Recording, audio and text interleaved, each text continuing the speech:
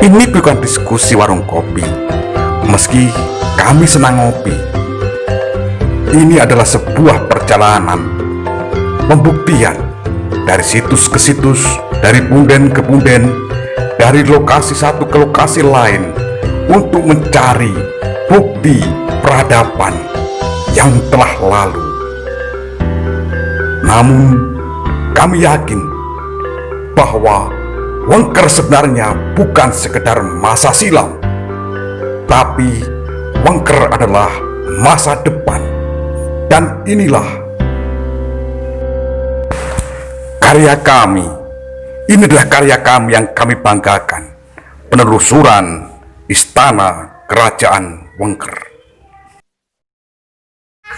Salam budaya Rahayu Waras.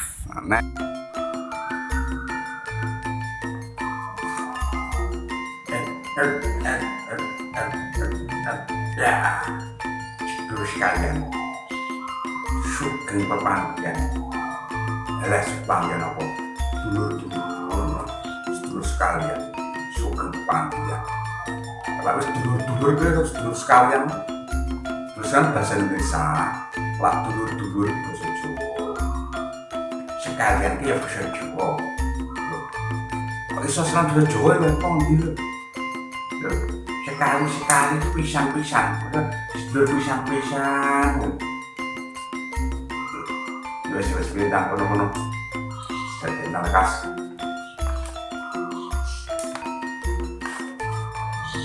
sedulur selamat jumpa dengan channel Tonatan TV.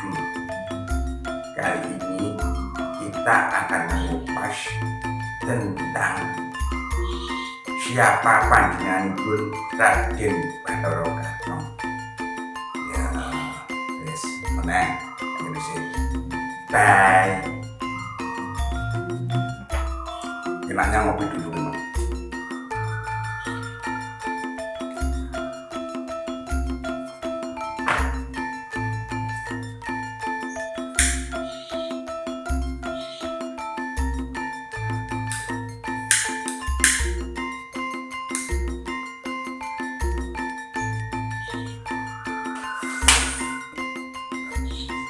Jangan lupa subscribe, like, dan komen. Bye. Nah, setelah Anda ngopi dan merokok, tentunya Anda akan lebih jernih untuk berpikir tentang siapa panjenengan Raden Bathara Khatong. Sebelum teman-teman nggak ada yang mengajak mengupas bahwasanya benarkah makam Bathara Khatong itu makam ataukah candi pendarmaan? Kejadian-kejadian masa lalu secara didukung oleh bukti-bukti, nggak didukung oleh batin, karena batin mesti reget dulu sudah sendok kekrek-kekrek terus jalan itu dosanya sewakan yang dulu jadi padas yang butuh dikerek cili-cili alam-alam loh dan macam normal yang boleh ya sing ketok-ketok air ragu mulai ya. Jadi kita lihat bagaimana. Dan kalau memang itu wacana, ya kita tarik depan bacaan-bacaan sebelum kita. Saya kawal dari ngarani, padahal ngarani kejadian. Bukti ini apa? Nah, kan menurut ekon. Terus bagaimana kemampuan untuk menjangkau ke situ dengan cara kita. Kalau kita tidak didukung oleh bentuk-bentuk bacaan atau literasi yang telah ada sebelum kita. Peristiwa Bathara Khatong itu mongko gawe 500 tahun luwe, 5 abad luwe dibongkar saiki tahun 2000. Sing bongkar awake dhewe bocah cilik sing ora tahu apa-apa. Tanpa didukung sebuah literasi bacaan-bacaan peristiwa yang mendukung. Terus piye iso tekan ngendi ndek. Harus dengan cara-cara bukti, menunjukkan literasi, mendukung bahan bacaan dan didukung oleh berbagai dongeng dan legenda pada masyarakat sekitar, karena akalku urusan nembus masa lalu sendiri sahabat 10 tahun para anak iso sebenarnya sahabat apa di abad itu ya.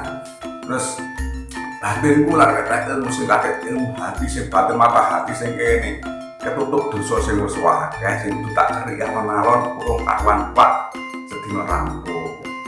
Jadi ya kita memakai yang mampu dipahami dengan cara berpikir anak-anak, cara berpikir wong tua, cara berpikir sing wong umum.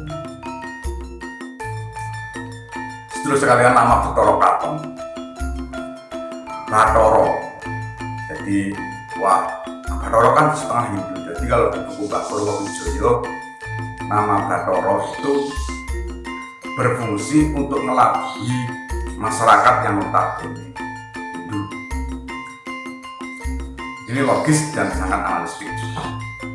Kenapa saya katakan logis? Karena ini juga saya yakin bahwa saya Ponorogo dulu tidak muslim yang besar semacam ini. Terbukti dari Yoni yang tersebar di mana-mana.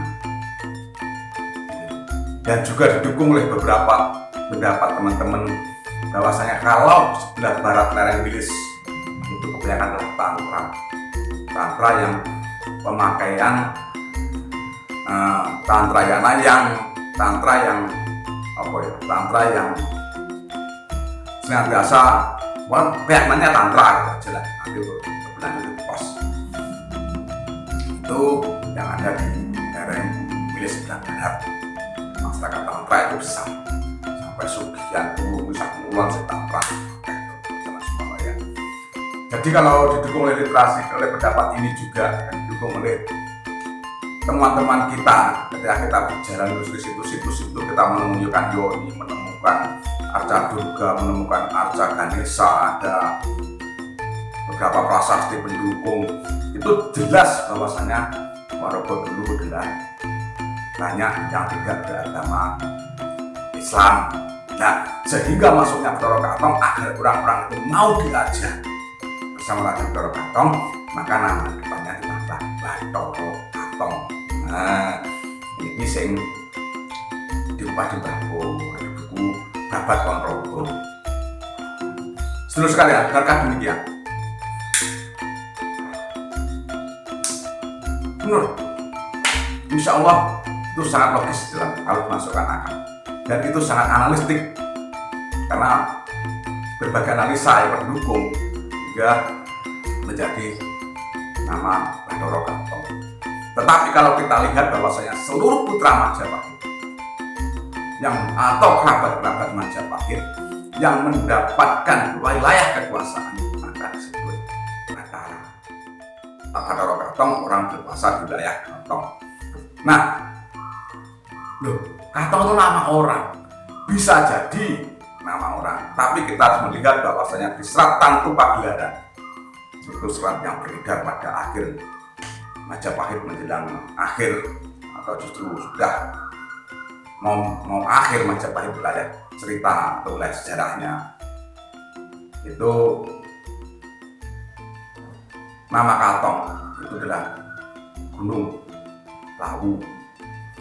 Jadi kalau ingin tahu ceritanya lebih lanjut ya gak kuat nanti ceritanya channel ini, karena bagaimana gunung dari India diangkat nanti sampai ke Mahameru, Semeru sana dengan cecer-ceceran ini, ceceran gunung kan sudah di Gunung Bayangkati, kira-kira ngono. Jadi termasuk Gunung Katon itu adalah Gunung Lawu, itulah ceceran-cecerannya gunung yang diangkat dari India sampai ke Semeru sana. Jadi itu yang menjadi nama Katon. Mungkin kekuasaan Bathara Katon atau Raden Katon dulu adalah wilayah sana. Itu. Nah, ketika Majapahit 3 tahun tanpa honor Prabu atau 3 tahun tidak ada raja, pada tahun 3 tahun tanpa nama Prabu, itu wilayah tidak ada raja itu komplang kekuasaan karena kematian Raja Sawardhana. Gitu. Sehingga Bathara Wengker, Batre Wengker, Bre Wengker, Girisawardhana itu naik tahta Majapahit. Kenapa? Karena dia adalah putra Kertawijaya. Nih, beliau adalah putra Kertawijaya. Nah, sehingga dia naik tahta Majapahit dengan gelar Hangyang Purwowiseso atau Purwowiseso atau Purwowiseso itu. Nah, di masa inilah, di masa Brewengker naik tahta Majapahit, tentunya Brewengker menyusun ulang kabinet-kabinetnya, atau penyegaran terhadap tim kerja Majapahit. Ini bisa dimungkinkan demikian. Nah, di saat ini beliau juga memberikan keleluasaan kepada kaum muslim untuk turut serta andil dalam mewarnai pemerintahan Majapahit. Jadilah ini kan. Jadi ketika pemerintahan Purwowiseso, Hangyang Purwowiseso atau Brewengker atau Grisawardhana yang naik tahta Majapahit dalam kurun waktu 10 tahun, ini beliau Brewengker atau Grisawardhana yang telah menjadi raja Majapahit dan bilang Hangyang Purwowiseso ini memberikan jabatan-jabatan penting bagi kerabat-kerabatnya yang beragama Islam.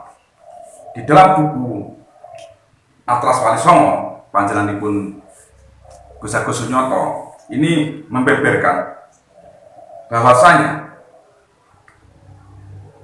Brewengker Hangyang Purwowiseso memerintah selama 10 tahun. Ia mangkat pada tahun Saka 1388 dan didarmakan di Puri. Nah, kemudian digantikan oleh putranya Gri Pandanalas, kan demikian. Di masa 10 tahun kekuasaan inilah Purwowiseso memberikan jabatan penting itu kepada keponakan dan kerabatnya yang beragama Islam. Siapa saja itu. Jadi di sini ditulis Raden Patah, saudara lain ibu, diangkatnya menjadi Pecat Tondo di Bintoro, bawahan Adipati Demak Lembusuro. Jadi Adipati Demak Lembusuro. Raden Kusen, putra Arya Damar yang merupakan kemanakannya, diangkat menjadi Pecat Tondo di Terung. Saudaranya yang lain, Bathara Katong yang beragama Islam, diangkat menjadi raja di Wengker. Raden Paku, keturunan Bri Wirabumi, diangkat menjadi raja muda di Giri dengan gelar Prabu Satmoto. Jadi ini jelas bahwasanya di dalam pendapat ini jelas Bathara Katong datang ke Ponorogo tidak diutus oleh Sultan Demak, karena saat itu Demak masih menjadi kadipaten yang adipatinya Lembusuro. Bahkan Raden Patah masih diangkat menjadi Pecat Tondo bawah Adipati Lembusuro di Demak. Nih, hari kita gagas. Jadi, kenapa Raden Bathara Katong datang ke sini? Apakah dia untuk nitip periksa? Nitip periksa bekas kerajaan Wengker? Kalau menurut pendapat ini tidak teori ini. Tetapi beliau datang ke sini memang diangkat menjadi raja di Wengker. Nah, terus kalian kita mau sejenak. Monggo.